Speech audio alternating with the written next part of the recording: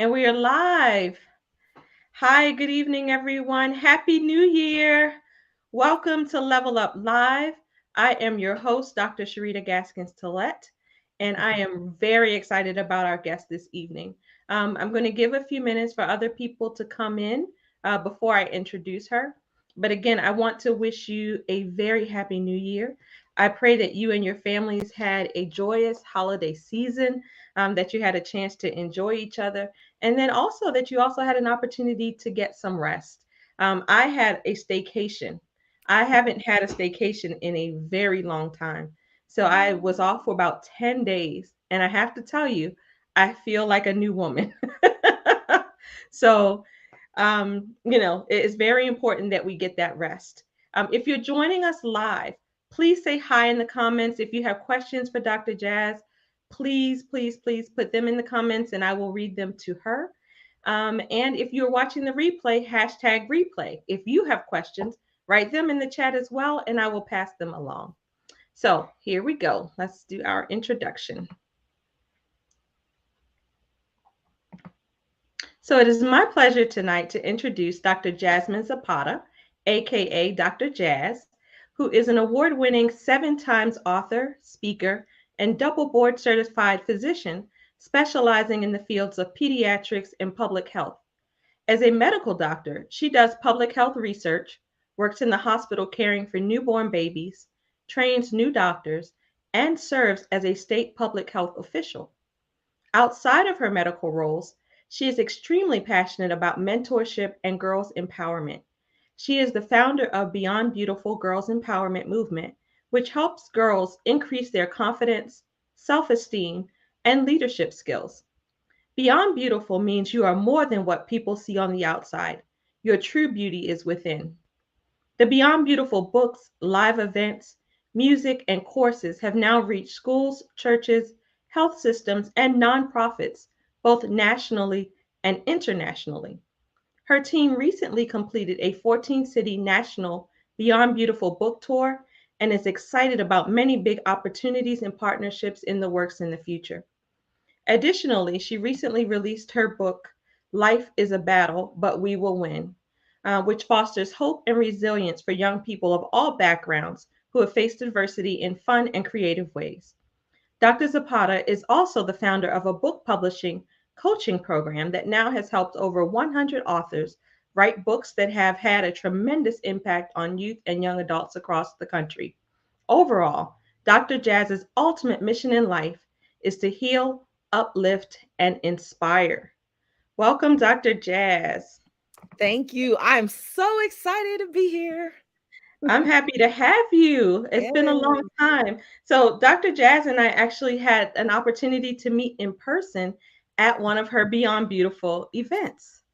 So, a few years ago, before in the pre-pandemic times. Right. So, I can attest to her status as a real powerhouse, and I am very excited to talk to her tonight. So, tell us, Dr. Jazz. I hardly know where to begin. So, I guess we'll start at the author part, maybe. Or maybe not. Tell me how we go from physician to public health official to author, or what is that timeline? Yeah. It was physician, author, public health official was the order. But I'll Okay. tell you big picture story. So I knew I wanted to be a doctor ever since I was 5 years old. I even have Okay. proof, a little book where kindergarten through fifth grade, I always checked the doctor box of what you wanted to be when you grow up. And I am originally from Milwaukee, Wisconsin, and I saw a lot of things happening in my community related to social determinants of health. And I knew public health was something I was interested in, but I was so focused on like, I have to be a doctor. I have to be a doctor. So I got into medical school. I went to University of Wisconsin School of Medicine and Public Health. And as I went through that journey, a big life-changing event happened. I got pregnant with my second child during medical school, and I had her prematurely, only 25 weeks Oh, gestation, wow. born only 1.5 pounds, fighting for her life. And that experience really impacted me because I was becoming some of the very statistics that I Sure. studied, like, for example, college educated Black women have higher rates of preterm birth compared to white women who don't graduate high school. So, Right. like, regardless of social economic status, we have Black infant mortality inequities, Black maternal mortality inequities, Black birth outcome and preterm birth inequities. And so when it happened to me, it really hit me like, wow, I really want to look into how I can prevent some of these things and more of upstream. So after medical school, I went into pediatrics. I thought I was going to be a neonatologist, to be the type of baby that saved my daughter. But when I was in pediatrics, again, I was so drawn to social determinants of health and societal and systems change, things that we could do to impact our community. After pediatrics, I went into preventive medicine and public health, got board certified in a whole other specialty after pediatrics to really make an impact. While I was in my training, my Yeah. medical training, like doing more and more public health related training, I saw young girl after young girl come in with suicide attempts. Mm, And I'll never forget there being a time where a young girl got helicopter came in via helicopter in critical condition after a suicide attempt. And I'll never forget being there as a trainee, putting in the medical orders, working on the medical team to save her, and realizing, I said to myself, Jasmine, you are meeting these young people too late. I know you've yeah. been wanting to be a doctor since you were 5, and it's amazing what you're doing as a doctor, but you have an even higher calling. Yes. Said, how can I get out of these clinic walls and meet these young people in schools, in churches, in community centers, in their homes, at parks, letting them know you are beautiful, you are loved, strengthening families. There, I was limited in what I could do as a clinician. Sure. And so that, long story short, that's what got me to start writing my poetry and music and girls empowerment books and doing live events and going on tour and everything like that. And then just a few years ago, I got recruited to serve as a chief medical officer for my state, which was amazing because I got Wow. to even further impact social determinants of health in a tremendous way. So that's kind of big picture how it got started. Okay, so now tell me, how do you reach these young women? Because you mentioned, you make a very good point. I know for myself as an African American female physician, you feel a burden to, to the community oftentimes. But how did you go about connecting with that community? Yeah, great. I've done surveys and interviews with young ladies that I've been serving over the years, and some of the biggest things that they say is they love the work we're doing because it is a place that a safe space that they can have fun with peers, connect with mentors, and talk about the issues that are important to their hearts. Something very key to that is have fun and feel in a safe space. A lot Yeah. of the topics that we talk about are the same things that I used to talk to my patients about when they came into my primary care clinic: drugs, sex, relationships, drinking, different things like that. But the atmosphere, do you feel safe in that 15-minute doctor visit with someone you just see once a year for annual visits? Are Right. you having fun? Are you relaxed and comfortable? Is the environment right? So when we do our girls empowerment events and programming and music and dancing and DJ and prizes and fun, we set that atmosphere, letting them know that they could be safe and comfortable there with peers. And then we do breakout sessions. So and then we incorporate music, performing arts, letting them have fun and experiencing joy, and then also incorporating a space for them to talk about the issues of their heart. So that's our approach.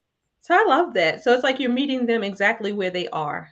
and, Yes. and giving them the space that they need to be comfortable and to be able to hear you, because you're right. I think when you're in the office setting, there's an inequity there, and sometimes it can be very intimidating for people. But if they're meeting you in a more relaxed setting, and they have an opportunity to be with peers and have fun, they are likely more open to hearing the message that you're actually trying to convey.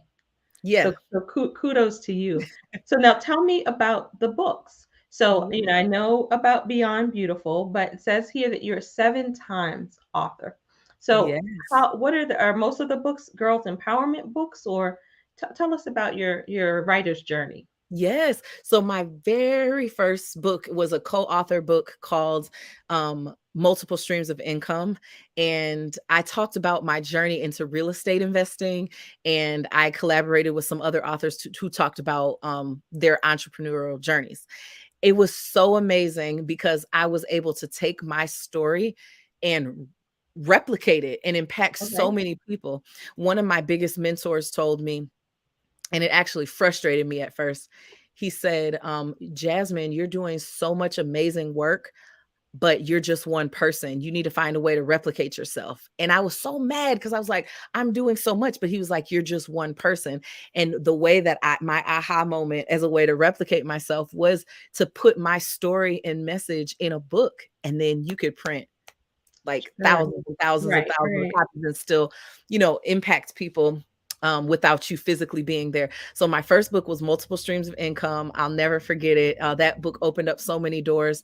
But I realized that book was opening doors with other adults who were interested in money and real estate, which was great, but it wasn't like my calling, like Sure. and Sure. so then I co-wrote a book called She Conquered. That was my second one, and that was a combination of stories with other adult women who had overcome some serious obstacles. I opened up in that book about the sudden death of my little 16-year-old brother right before I was getting ready to take the medical college admissions test, and some of the very hard things and times that Yeah. came with that, but how I was able to persevere and open up about my daughter's preterm birth. That was amazing. But again, it wasn't getting me in front of young people. And again, I'm a pediatrician. True. I love adults, but my heart is with young people. So then I wrote the first book in Beyond Beautiful, and that's actually a 4-book series, Beyond Beautiful. So I started with that. Again, some of the issues with self-esteem and confidence in my own daughters, and then also just again being limited and seeing case after case of young girls with depression, hopelessness, suicidal thoughts in the clinic. I was like, I need to do all that I can to just let them know they are loved, talk about resilience and healing, and involve the family in this conversation as well. So that's how Beyond Beautiful got started. So there's books, different volumes to the books. My mother wrote a fairy tale, Beyond Beautiful fairy tale in that series. There's a workbook, just some amazing, amazing things with Beyond Beautiful. And then as we were on tour, we did our national tour. I would have young men come up to me like, you're doing all this fun stuff with the girls. We need something too. What about us? Right. Yes, and Yeah. I'll never forget, and there was a group I'll never forget in Detroit, of young men who, because we were at a boys and girls club and separated the girls from the boys so we could do our programming, and they were just playing basketball. They were like, we need something for us, and I said, I promise you, I'm gonna write a book for you guys. And then I just started getting so many requests from schools and nonprofits and other people like, hey, do you have anything for just young people in general? So that's when I wrote my latest release, Life is a Battle, but We Will Win, 7 Okay. interactive activities to help you win in the boxing match of life. And Okay. so this book is amazing. It's for young people, and it's really a challenge. You have to go through 7 rounds like a boxing match in the Okay. book. So each chapter is a round where you do a different activity, and the whole point of the book is to encourage young people that no matter how hard life gets, when it tries to knock you down, you have to get back up. And it talks about resilience. And there's also the suicide prevention lifeline numbers at the very back, because we touch a little bit on mental health. So again, in an exciting way, it's a game. And when we do live events, we do a lot of for that book, we do a lot of interactive activities as well, and competitions, because Oh the theme boy. is winning, like you win in life. Yeah. And I've done a couple other collaboration books about empowerment in life. So actually more than 7, but those are like the main uh, Okay. All right. And so now you actually help other people become authors. Yes, When did that start? And tell us about that process. I sure will. While we were on national tour and while we were going around doing events with our books, I noticed that some of the when all these young people would be opening up, even the parents, we started breakout sessions for the parents who were going through their own issues and Mm, needed this message. When I saw the gravity of the situation, or how many people how much young people were hurting, how much they needed other mentors and support, I realized I definitely can't do this alone. I just have my story, but I need to raise up a generation of other like-minded authors who will use their experiences in life and their stories to put it into a book so that they can start their own movements, they can start their own books and conferences and working with schools or helping the next generation. And so that's how I got started. And we have so many tremendous authors in the Motivational MD publishing family. We have men who've written books about overcoming childhood abuse. We have mm, people writing books on overcoming depression. We have a recent release that just came out of a young woman who was in sex trafficking for many years and opening up about how she got out and prevention. We have people writing all kind of things, and these are not my stories, but right. being able to light that fire with them, teaching them my process of how, as a busy mother, wife, doctor, I'm able to still write books. I have a special secret sauce method of how I do it. I was able to help these light the fire in these other authors, so that then they could take their story and bless and touch so many more people than I'm able to do alone. So that's how it got started. So how do you find your authors? Yes. So a lot of times it's word of mouth. If when people kind of just hear about what I'm doing, and they start sharing their story, or they share the people that they have a calling in their heart to help, it's just a natural conversation. So I'll meet people, or they'll see what I'm doing and inquire about how I got started. And then, I've met people online as well who got interested, but most people just kind of find me. I'm ready to launch.com is where people go to just kind of learn a little bit more about what I do and connect with our team if they're interested. So I meet people in a lot of different ways. Okay.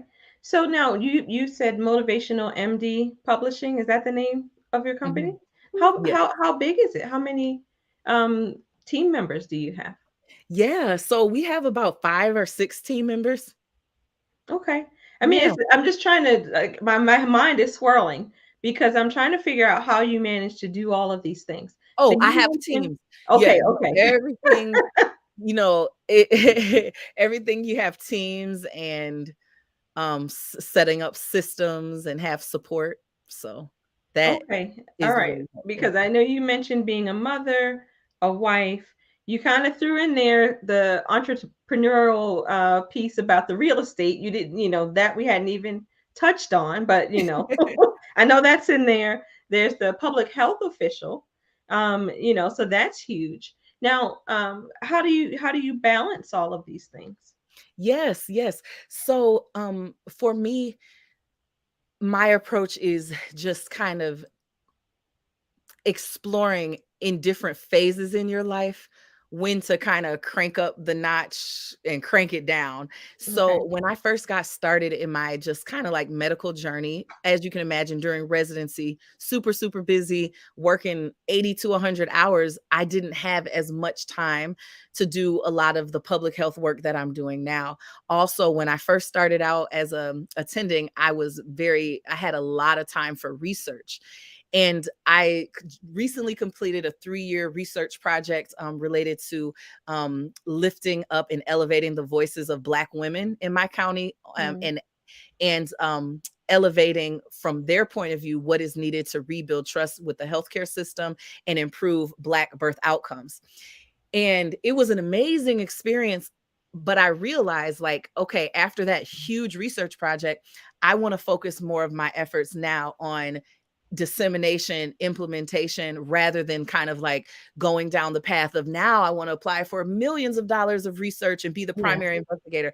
I had to like experience a period of heavy on research, and then I like crank that down, because I find that spending more time now in my role as a chief medical officer for our state, doing media, helping our community through the the ongoing COVID Yeah. pandemic, that's more of where like my zone of genius and my gifting was. So I had to kind of turn it down in one area, but I had to experiment with that first. I cut down my clinical time to just 1 day a week. So on Okay. Mondays, I work in the newborn nursery, doing procedures, run into deliveries, doing resuscitations, but that's only 1 day a week. And then I am on like a weekend call, one in every 6 weekends and some holidays. So I had to decide, like, do I want clinical to be a huge part of my practice, more public health research? I had to kind of figure it out. So that's kind of Right. the balance that I have now. And then, just having teams Okay. really, yeah. And then it sounds like, kind of putting it all, it's almost like it allows you to have a little bit of it all, and to feed all of the different parts of you. So you have your clinical day, and I think that's important. Yes. Because as we talk about young women, especially young Black women, and having role models and mentors, I think it's important for them to see us, in practice, because as you know, you can't be what you can't see. And I think it helps to be an inspiration to them. Mhm. But the public health piece is so very important, and It I'm is. so happy and proud to have someone like you at the Thank table you. for those kinds of conversations, Oh, thank because you. I know that, I know your passion for, young people, and I know that you will bring a perspective that maybe they haven't seen or heard before in those settings. Yeah. Yeah. Yeah. And physicians have one of the highest rates of, as you know, burnout, divorce rates, suicide rates. Like, it's sad. And so you have to just kind of create the life that works for you, and know you can't save everyone, and just kind of be guided in which direction and when to make certain moves. So that's Right. how But I'm I not love perfect, but I not love how perfect, but you. I'm working on it. Right, right, right. Absolutely. Nobody's perfect. Nobody has it all figured out. Right, right. I'm working on that balance. But what I like is how you've owned your process. You know what I mean? Yeah. Like, you owned your medical education, and then you said, okay, you saw a problem, and instead of just sitting back and lamenting the problem, you said, okay, I got to do something about this. And you started writing books and finding ways to connect with young people, and not just writing books, but having events, not just having events in your neighborhood, but going all over the country to host events, and then opening up the opportunity for other people who had stories to tell their stories. So I just Mhm. think, again, I just think that is so amazing. Thank you. Thank you. So, you said you have a process for writing your books, and I know you shared with me, I think over a weekend. So, can you tell us a little bit about that? And then, if we're interested in writing a book, how can we work with you? Yes, yes. Oh, that's such a great question. I just did a really high energy webinar training on how to write a book in a weekend. So I know our time is limited here, so I can't go into all the details, Sure. but broadly, it's very interesting. I treat writing a book in the same way as having a baby. I've seen thousands and thousands and thousands of deliveries, C-sections, vaginal deliveries, and writing a book is just like having a baby. And so there's different phases. One of the first phases is planning. So when you have a baby, a lot of people, plan. They pack their bag, they plan for how they want their delivery to go. In the same way, when you're planning out your book, the biggest question to ask yourself is, what problem do I want to solve for a certain group of people? And how authors, I would give advice for anyone who's interested in writing, really search your heart and see, what are the things at night that you sit up thinking about? Who are the people that you're drawn to? Who are the people who are really heavy on your heart that you just know you were put in this earth to serve? For me, that's I have a lot of groups, but young girls who feel hopeless, who feel ugly, who they have so much great potential in life, but life just keeps knocking them down, helping them solve that problem of overcoming despite adversity. That's like who that is for me. So the first thing to do, just like you plan for having a baby, you just plan it out, and you plan your outline. So I have a strategy for that. But that's the first thing: identify who you want to help, and then plan the outline. The Okay. second phase is when you have a baby, you push. Now, Dr. Sharita, when you have babies, or when people have babies, do they like give a little push for an hour on a Monday and say, okay, tomorrow I'm gonna push another 2 hours, and Oh then no. next week I'm gonna push Mm-mm. a little? No. No, I tell them all the time, don't believe TV. TV shows you the first push and the last push. They didn't show you the Right. 300 pushes in between. Exactly. So it's very intense, but you usually do it over the course of a couple days. Like, you go into that hospital and nothing else matters. You're not leaving that hospital till that baby comes out. In the same way, have my authors utilize the power of deep work, where you give a dedicated weekend or block of time that you are going to, now that you have the outline, you're going to get this book out. And so treating it like that, rather than saying it's going to take me a year to write a book, it's going to take me weeks and weeks.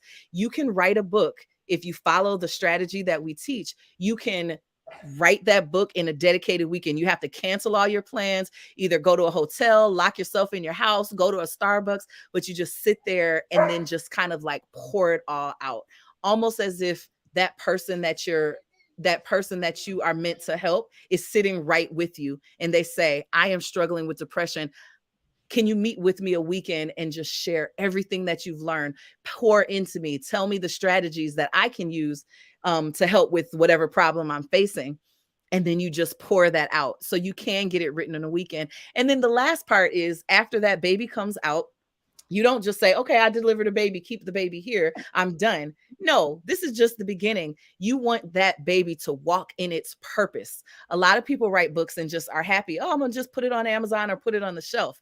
No, the reason you wrote your book is for you to walk in your purpose, for that book to go out and actually help people. So that's the third phase. Polish the book up. When a baby comes out, they give me the babies as the Yep. receiving pediatrician. They're slimy, they're yucky. You got to clean it off, wipe it up. That's related to the process where we, edit, format, polish the book up, and then you have to allow that book to walk in its purpose. And what does that mean? How do you now take this book and sell copies in bulk? How do you turn it into a curriculum so it can get into schools and other people could be teaching your curriculum and your material in other states, in other countries, even when you're not there, and you get paid for that? How can you turn into a speech? How can you turn into a play, a podcast? Like, what are things that you can do with it so it can actually go out and live its purpose and make an impact?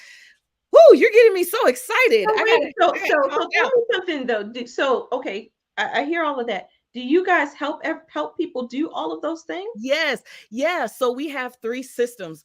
We have a done for you system, and this is especially good for like physicians or busy healthcare professionals, or just high level very busy professional. A done for you service, where and this is actually how we helped former NFL players write books, and a lot of famous celebrities use this method, where we help you get the outline for the book, and then we just basically do a series of audio interviews with you, and then basically help you get your book done. So we're Okay. not ghostwriters. We're not like making up the stuff, but just like doctors do dictation sometimes Sure. for their notes, we use that same process. So it's like a done for you service, but it's using your own words. So you're like a Um, scribe. Kind of like that, and then Right. help get everything else Sure. done after that. The second one is a done with you service. We have online modules walking you through my 12-step process, signature 12-step process to getting your book from book idea to book launch, all of the steps. And so you have access to those trainings, and then we have regular group meetings where you could come and ask, hey, I'm stuck here, what do you think about this? Can you help me with this? What advice do you have? So it's kind of like done with you. And then we have a how to services, where basically people get access, get a license to access. We have online modules and videos and actual templates. I just like give the actual template that I use to make my outlines, where it's just super simple and easy to write a book. And then what to do after that. So those are our 3 ways, how to, where it's kind of like self-study, done Uh-huh. with you, and then a done for you. Wow. That's amazing. And Yes. and so and you had time to come up with all of this in addition to the rest of the things that you do. Yeah, it's what I really realize and what I'm focusing on in this stage of my life. And I have so many coaches, um, so many coaches in every area. But the biggest thing is using, and they don't teach us this in medical school, but using your intellectual property and your ideas to create systems that can be replicated even if you're not there. So a lot of the work I do, I have like recorded trainings, or I'll create systems that can be plug and play, other people can follow. And that's just kind of like that's ways as a CEO you build by Yeah. creating systems and processes, not just you as an individual Right. Right. doing everything, even though that's kind of how they teach us in medical school. Right. Like, But you can reach so many more people this way. exactly. And so it helps you grow businesses, reach, but also legacy. I'm not going to be here one day. I Right. want the things that I do to be able to have a ripple affect generations from now. So it's really a shift of mindset that I have been working on, just like how do you create systems and things that yeah, that can last beyond you. No, you're absolutely right. You're absolutely right because we're only here for a short time. And and you're having so much impact and you don't want that impact to end, when you're gone. You want it to Right. continue for generations to come. Yep. Wow. This has been a Yeah, lot. so the standard operating procedures and systems. So Um, one thing you mentioned that you have lots of coaches, because a lot of people feel like they have to do everything on their own, number one, right. and if they can't figure it out on their own, then they don't need to be doing it. And number two, that coaching is kind of woo woo and they're just trying to get your money and Oh, again you man. can figure this stuff out on your own. Tell us a little bit about that because what I've learned is that most successful people have coaches. Yes. I won't even hire a coach unless they have a coach. Like, how do you right, and, I'll never forget my first time I ever invested in coaching was, I was so nervous, but and honestly, my first coaching investment was really like my very first time learning how to, become an author or self-publishing. And I have got like just I can't even calculate it, but like so much on that return. Like the money that I invested, I've gotten that and so much more, multiple 6 figures more than I initially invested. And really, when you're getting a coach, it's really a lot of people are scared because it's really a reflection of you. Do you, we, especially as medical doctors, I've invested over $250,000 in education to Right. coach me how to be a doctor. But when it comes to like investing in something that you have inside of you, your own brand, your own businesses, your own legacy, people are nervous. So really, when you're investing in coaches, they're helping take what's already inside of you and just like bring it into fruition and manifest it and like take you to your zone of genius. Most people live in their zone of excellence, where they get paid to do what they're doing, they're good at it, they get praise, and they never tap into the higher calling that Right. they have on their Yeah. lives. And coaches Absolutely. can help pull that out of you. So anyway, yeah, I have like once I finally realized that, like, wait a minute, when I invest in what's inside of me, the returns are endless. It was like I get excited when I'm able to invest. Wow. Wow. I've never heard anybody phrase it quite like that. But Yeah. I love it. And like I said, the most successful people that I know absolutely invest in coaching and invest in themselves. Um, Yes. and I think maybe a lot of people don't because, they don't understand the return on investment that is out there.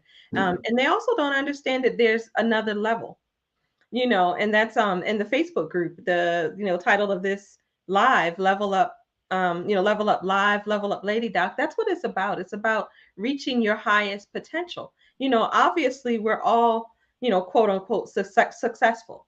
we're brilliant women. We've completed medical school. We're working as physicians, but there's something on the inside often that just gnaws at you that says there's something more for me. There's Yes, our something else. identity Yeah, is not there's just something being else for doctors. me. And so, you have to follow that calling, but there's no roadmap to it, right? So, and this is the problem, that we have a whole prescription for medicine. We go to medical school, we go through residency, we go to fellowship, we have it all mapped out, but there's no roadmap for you to your higher self. You have to create it. And who better to help you create it than a coach? Exactly. Instead of like anybody can really, what I found too, a way to think about it, coaches help you buy time. Yes. So instead of you Googling something and figuring out how can I, write a book and also take that book and turn it into speaking and coaching and wealth building opportunities and impact, like you can Google it and it might take you years and years, versus if you have a coach that says, let me tell you all the mistakes I made, what I learned, do step 1, step 2, step 3, step 4, and you can get that done in 6 months. Just imagine how that will impact your life. So that's why I love coaching too, because as you know, time on this earth is limited. Right. Like I need somebody to just tell me like, what is the fastest way from Yeah. here to there? I don't want to be driving all around taking a scenic route. Right. Like just tell me what's the fastest way. So that's why I love it as well. Wonderful. Well, unfortunately, we are about out of time. This Yes. has been such a pleasure. I knew it would be. Yes. And I thank you so much for coming on. So, again, tell our listeners where they can find you, how they can work with you. Yes, the best way to connect with me is to go to www.imreadytolaunch.com, www.imreadytolaunch.com. If you are interested at all in writing your own book, it's so exciting. You could clearly see how excited I get talking about it, but it's a great, honestly, for me as a physician, it was a way to prevent burnout for my own self, just to do something that I was passionate about, could help people. And it can be a very lucrative income stream, not just from the book sales. Bulk book sales are nice when you have somebody order 500, 600, 1,000 Sure. copies of your book for their organization, but it's the doors that it can open for bigger opportunities. So if you're at all hearing your heart call, go to imreadytolaunch.com. If you're interested in connecting with us regarding our girls empowerment programming, books, programming, we tour, we travel, we have ways that you can implement our curriculum into your already existing girls empowerment programming. You can go to beyondbeautifultour.org, www.beyondbeautifultour.org. And then if you're just in general interested in connecting with me for speaking events, podcast interviews, to learn more about my new book that came out, or just any general connection, you could go to www.drjasminezapata.com, DRJASMINEZAPATA. And I'm on all social media outlets at Dr. Jasmine Zapata. So those are the 3 ways: write a book, girls empowerment programming, or just like connecting with me Everything. in Right. general. And we will put all of those ways to connect in the comments. All right. So I always Thank have you. hold on, I have always have one last question. Okay. So if you could give just one piece of advice, like the best thing that someone who wants to become an author could do to up level their process, what would it be? It would be get a coach. Even if it's not me and it's someone else, don't try to do it alone. Connect with a coach and follow a system so people can guide you through. And to also remember, getting the book done and printed is just the beginning.